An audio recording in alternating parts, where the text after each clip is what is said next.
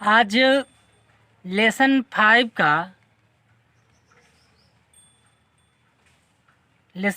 का subjective question इससे पहले जो करा रहे थे उससे आगे है क्वेश्चन।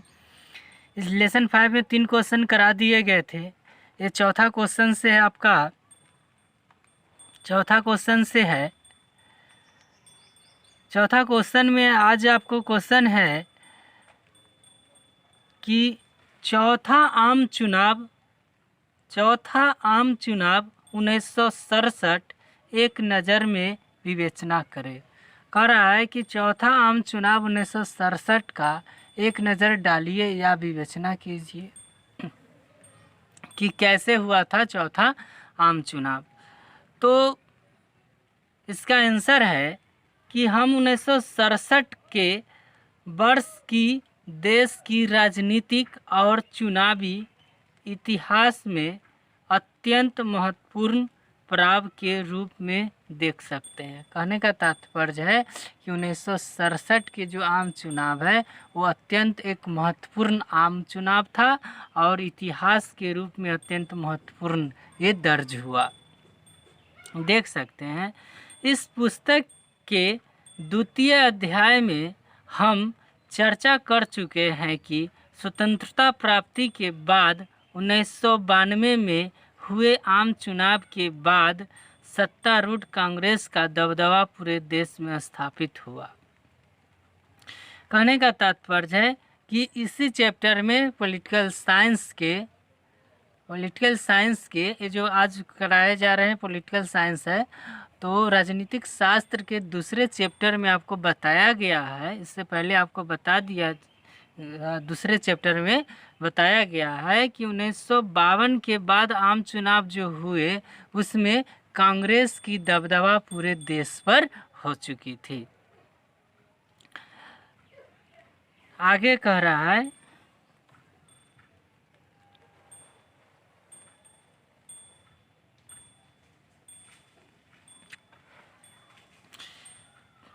स्थापित हुआ। कांग्रेस प्रभुत्व के आगे विपक्षी दल बौना महसूस करने लगे। कहने का तात्पर्य है कि जो भी कांग्रेस के विपक्षी दल थे वो सभी एकाध सीट या फिर 0 सीट के बराबर वो कभी जीतते ही नहीं थे, या फिर जीतते थे तो 1 से 2 सीट जीतते थे, इससे ज़्यादा जीतते ही नहीं थे। तो जितने भी विपक्षी दल में जितने भी दल थे सारे अपने आप को बौना महसूस करने लगे।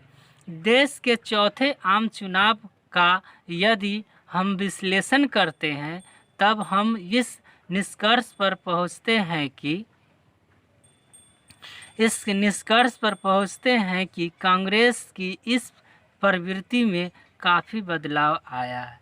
कहने का तात्पर्य है कि उस वक्त की कांग्रेस और अभी की वर्तमान कांग्रेस में अगर हम दोनों में विश्लेषण करते हैं तो पता चलता है कि उस वक्त की कांग्रेस की प्रवृत्ति अर्थात बोलचाल की भाषा या काम करने की ढंग या फिर देश चलाने की ढंग और अभी की वर्तमान की स्थिति जो है दोनों में काफ़ी बदलाव आ चुका है। ठीक है, आगे कह रहा है कि चुनाव संदर्भ में आगे कहा तो चुनाव संदर्भ की बात करें तो भारत के 1967 के चौथे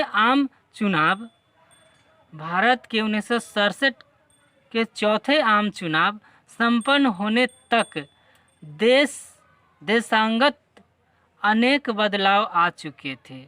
कहने का मतलब कि जब से आज़ादी हुआ तब इसके बाद 1967 तक काफ़ी बदलाव देश में आ चुके थे। 27 मई 1964 को बदलाव आने के बाद 27 मई 1964 को जवाहरलाल नेहरू और उनके बाद हुए देश के द्वितीय प्रधानमंत्री लाल बहादुर शास्त्री का देहांत वासन 1966 में हो चुका था।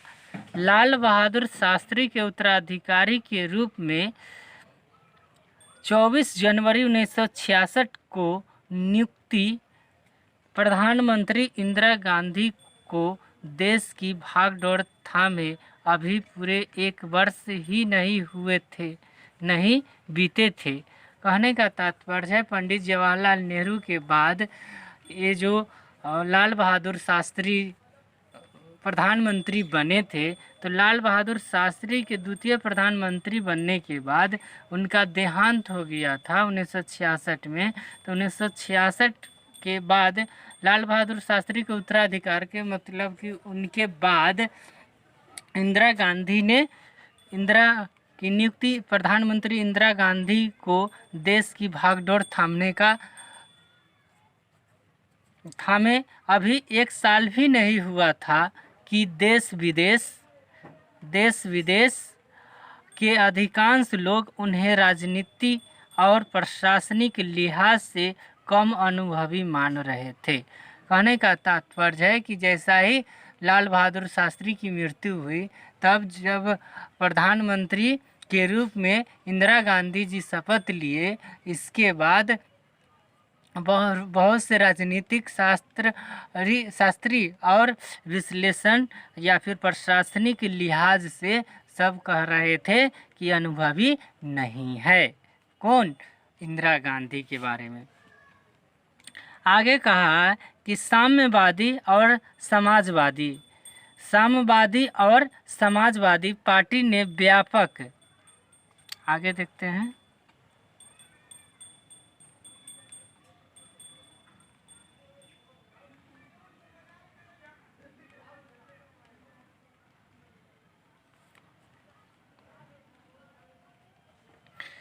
साम्यवादी और समाजवादी पार्टी ने व्यापक समानता के लिए संघर्ष का बिगुल फूंक दिया। कहने का तात्पर्य है कि जब इंदिरा गांधी प्रधानमंत्री थे, तब साम्यवादी दल और समाजवादी पार्टी के व्यापक समानता के लिए संघर्ष का बिगुल फूंक अर्थात आंदोलन करने लगे।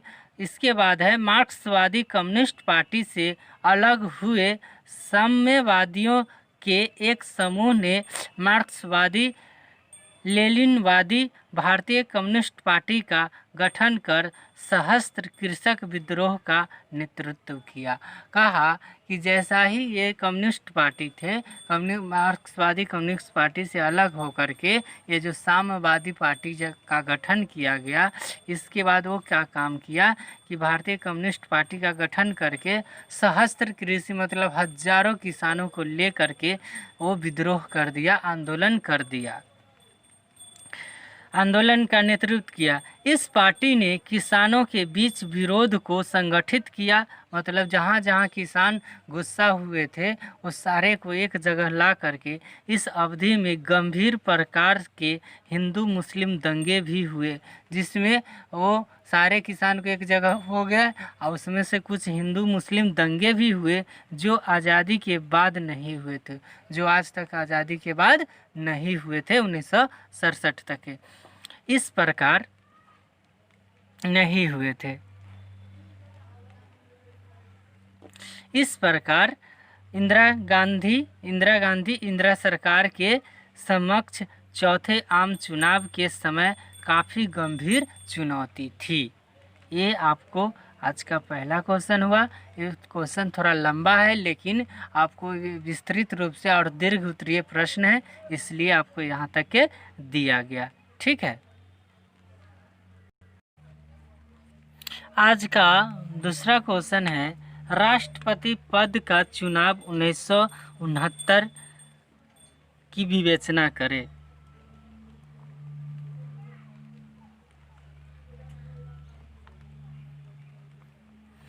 कह रहा है कि राष्ट्रपति पद का चुनाव 1969 की विवेचना करें। ये सेकंड नंबर आज का क्वेश्चन है। आज का क्वेश्चन का इसका आंसर हुआ तत्कालीन राष्ट्रपति, जब तत्कालीन मतलब कि अभी उस वक्त वर्तमान में थे, तो कौन थे? तो डॉक्टर जाकिर हुसैन की मृत्यु के बाद, और इससे पहले जो डॉक्टर जाकिर हुसैन राष्ट्रपति थे उनकी मृत्यु के बाद 1969 में राष्ट्रपति पद के लिए राष्ट्रपति पद के लिए होने वाले चुनाव में नीलम संजीव रेड्डी कांग्रेस के अधिकृत उम्मीदवार बन गए। 1969 के आम चुनाव में ये नीलम संजीव रेड्डी कांग्रेस के अधिकृत उम्मीदवार बन गए। चूँकि इन्हें इंदिरा गांधी पसंद नहीं करती थी, इसलिए उन्होंने उपराष्ट्रपति बीवी गिरी को राष्ट्रपति पद के लिए खड़ा कर दिया। तो कहा कि उस वक्त राष्ट्रपति के चुनाव में डॉक्टर जाकिर हुसैन जी पहले से थे, लेकिन उनकी मृत्यु के बाद जब इंदिरा गांधी की सरकार में जब नीलम संजीव रेड्डी की कांग्रेस की अधिकृत उम्मीदवार के रूप में उसको चुना गया, तो इंदिरा गांधी उनको पसंद नहीं करती थी। इंदिरा गांधी पसंद नहीं करती थी। इसके बाद क्या हुआ कि इंदिरा गांधी ने बीवी गिरी को राष्ट्रपति पद के लिए खड़ा कर दिया, ये अपना तरफ से। अब आगे कह रहा है कि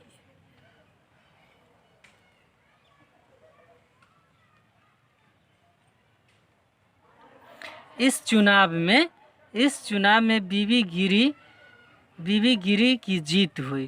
कहने का मतलब कांग्रेस की तरफ से ही नीलम संजीव रेड्डी और उम्मीदवार हुए थे, लेकिन इंदिरा गांधी पसंद नहीं करती थी। इसके बाद दोबारा में बीवी गिरी जी को खड़ा करा दिया और बीवी गिरी की जीत हुई।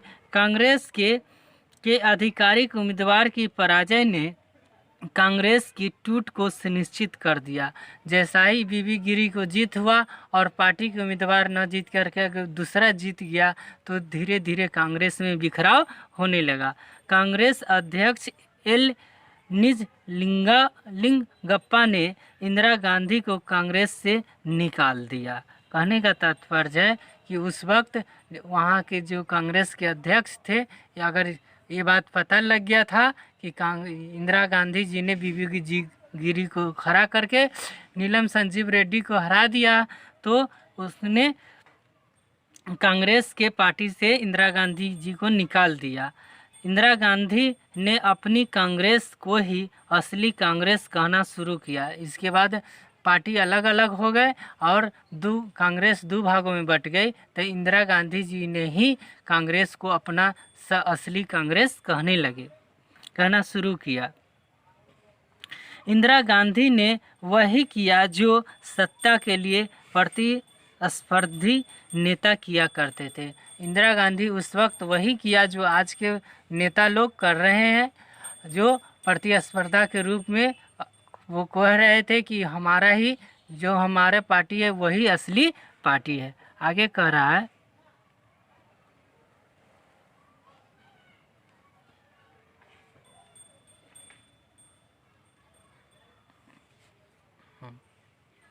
बीवी गिरी का समर्थन करते हुए कांग्रेस जनों ने अंतरात्मा की आवाज़ पर मतदान करने के लिए कहा कि कांग्रेस को बीवी गिरी जी के रूप में समर्थन मिला और कहा कि अपना जितने भी कांग्रेसी है अंतरात्मा के हिसाब से, अपना मन के हिसाब से आप लोग बीवी गिरी जी को या फिर नीलम संजीव रेड्डी को अपना वोट दे। इसके बाद क्या हुआ कि आवाज़ पर मतदान करने के लिए कहा। इंदिरा गांधी के इस कथन पर यही आशय था कि दल के सांसद और विधायक अपनी इच्छा से किसी भी उम्मीदवार के पक्ष में मतदान कर सकते हैं।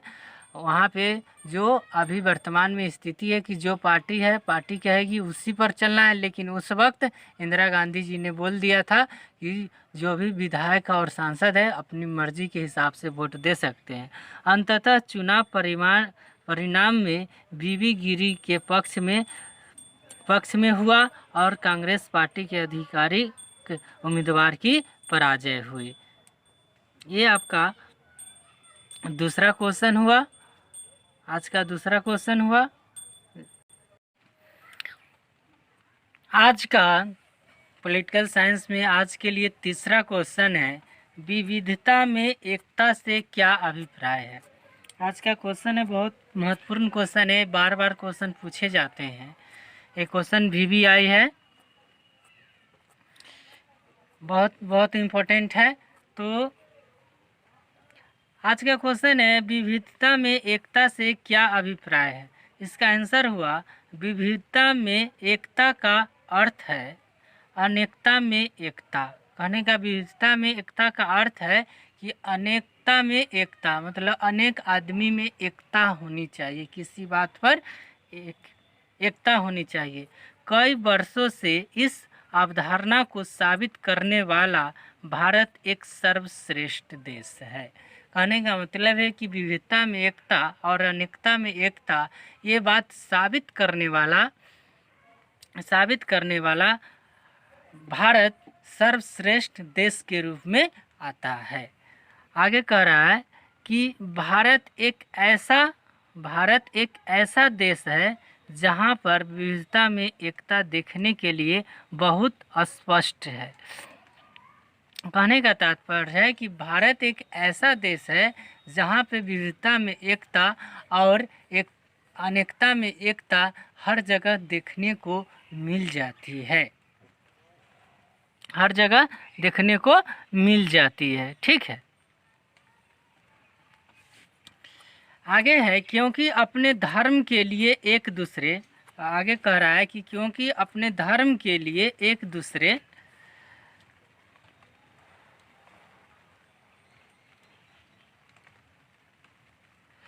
दूसरे की भावनाओं और भरोसों को बिना आहत किए कई धर्मों, नस्लों, संस्कृतियों और परंपराओं के लोगों को एक साथ रहते हैं। कहने का तात्पर्य है कि भारत में कई धर्मों जैसे हिंदू, मुस्लिम, सिख, ईसाई, ये सारे, कहने का तात्पर्य है कि भारत में कई धर्मों के लोग एक दूसरे की भावनाओं को समझते हुए भरोसे के बिना आहत किए हुए, मतलब एक दूसरे को ये बात कहे हुए कि आपका धर्म ये है, आपका धर्म ये है, भावनाओं को आहत किए हुए कई धर्मों, नस्लों और संस्कृतियाँ हमारे यहाँ और परंपरा हमारे यहाँ लोगों के साथ एक साथ रहते हैं। हम लोग मिलजुल कर एक साथ यहाँ पे भारत में रहते हैं। आगे कह रहा है, मनोवैज्ञानिक, वैचारिक, राजनीतिक, धार्मिक, बहुभाषी, शारीरिक, सामाजिक, सांस्कृतिक आदि के ढेर सारे विभिन्नताओं के बावजूद भी भारत में लोग एक हो के रहते हैं। कहने का तात्पर्य है कि यहाँ मनोवैज्ञानिक और वैचारिक लोग, राजनीतिक जो करते हैं नेता लोग, धार्मिक भावनाओं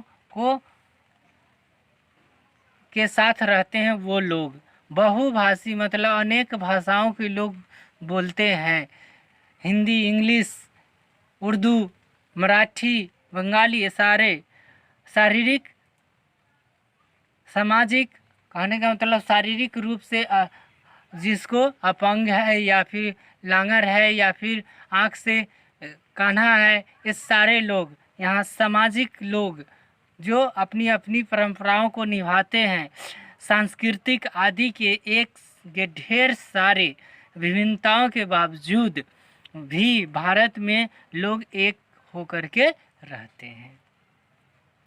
भारत में लोग बहुत ही आध्यात्मिक, भारत में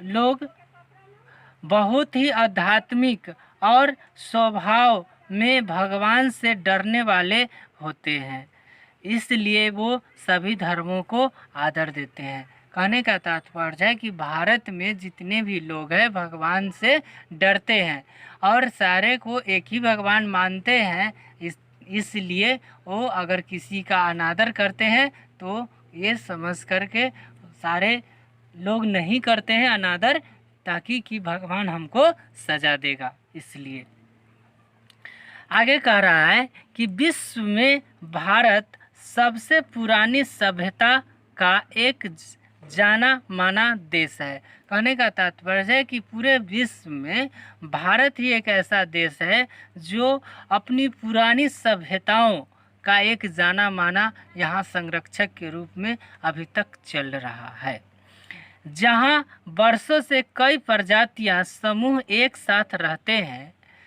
कहने का मतलब कई वर्षों से, हजारों वर्षों से कई प्रजातियां एक साथ रहते हैं।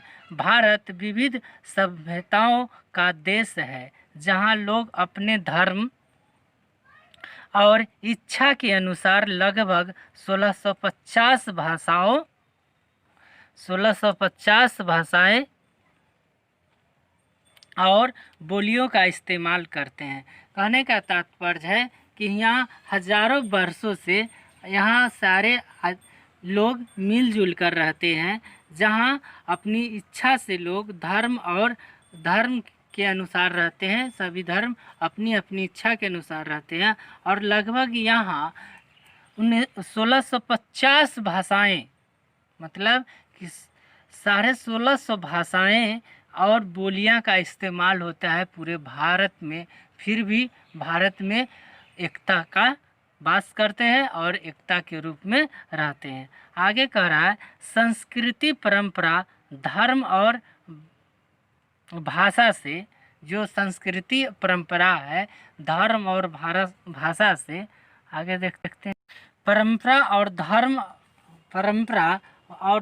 भाषा के अलग होने के बावजूद भी लोग यहाँ पर एक दूसरे को सम्मान करते हैं। कहने का तात्पर्य है कि यहाँ पे जितने भी लोग हैं सारे अलग अलग धर्म के लोग हैं, अलग अलग परंपरा अपनाते हैं और अलग अलग भाषा बोलते हैं, फिर भी यहाँ एक दूसरे को भाईचारे के रूप में सम्मान करते हैं। साथ ही भाईचारे के ढेर सारी भावनाओं के साथ एक साथ रहते हैं। कहने का मतलब इतने भाषा है, इतने धर्म है, इतने परंपरा है, फिर भी लोग एक भाईचारे के रूप में सभी एक दूसरे को सहयोग करते हैं और एक साथ रहते हैं। आगे कह रहा है कि लोग पूरे भारत की धरती पर यहाँ वहाँ रहते हैं। कहने का मतलब पूरे भारत की धरती पर सभी भाषाओं के लोग, सभी धर्मों के लोग यहाँ वहाँ रहते हैं तथा भाईचारे के एक भावना के द्वारा जुड़े रहते हैं। लेकिन यहाँ वहाँ रहने के बावजूद भाईचारे के एक भावना के साथ जुड़े रहते हैं। अपने राष्ट्र का एक महान चरित्र है। ये जो है भाईचारे के महान के रूप में रहते हैं, वो भी एक महान भारत का एक महान चरित्र है। विविधता में एकता, जो इंसानियत के एक संबंध में जो भी भाईचारे के रूप में जो रहते हैं, वो एक इंसानियत के रूप में, एक संबंध के रूप में सभी धर्मों को लोगों को एक साथ इंसानियत के रूप में बांध के रखता है और हमारे देश का ये एकता में अनेकता का एक रूप है जो कभी नहीं टूटता है। तो ये आपका आज तक का तीसरा क्वेश्चन समाप्त हुए। फिर नेक्स्ट वीडियो में आगे का जो बचा हुआ क्वेश्चन होगा वो आगे हम देखेंगे। ठीक है।